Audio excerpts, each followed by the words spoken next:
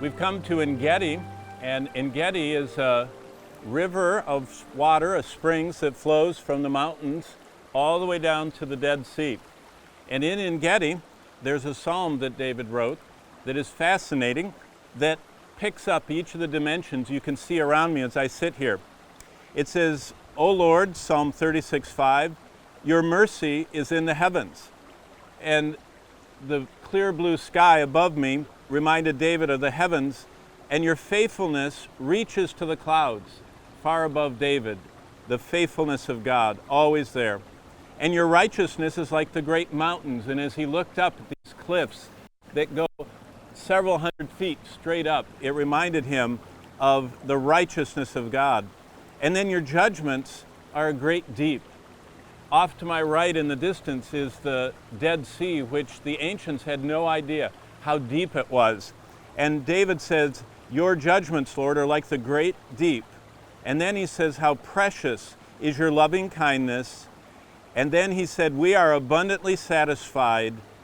You give us drink from the rivers of your pleasure.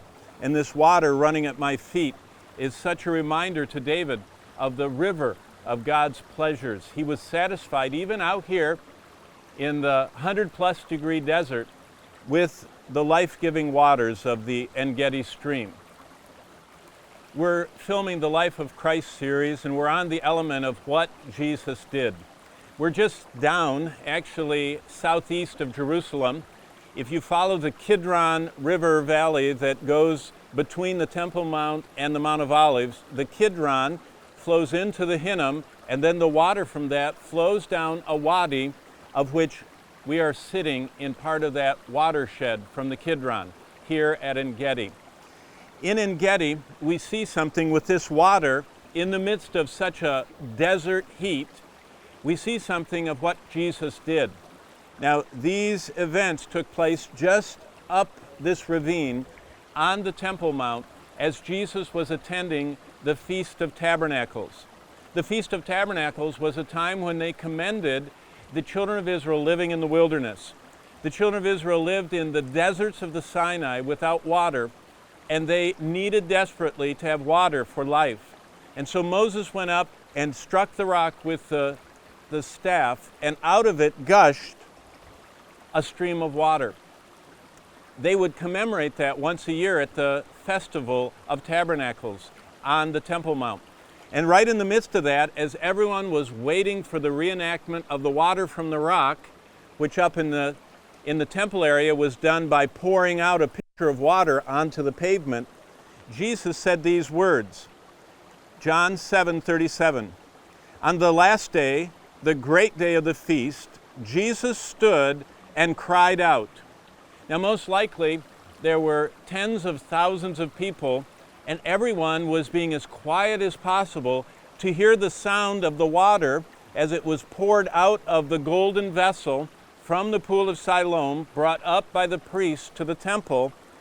Everyone was trying to hear the sound of the water striking the pavement, which was the reenactment of this great festival.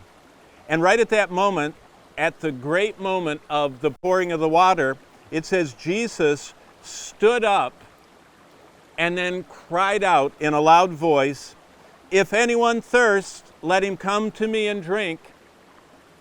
Jesus said, what I do is bring an endless life of new beginnings. As much as this water brings life to the death and dryness of the Dead Sea area, this water brings life. Jesus said, I can bring the water of life to you. Listen how in verse 38. He who believes in me, as the scripture has said, out of his heart will flow rivers of living water. Jesus said, you don't have to go to the river to get the water. I will put the water within you. I will become a spring inside of you of life-giving water. Now, verse 39 explains it even further. But this he spoke concerning the Spirit, whom those believing in him would receive. Jesus, what he came to do, what he accomplished on the cross, was to become the water of life to all who would believe in him.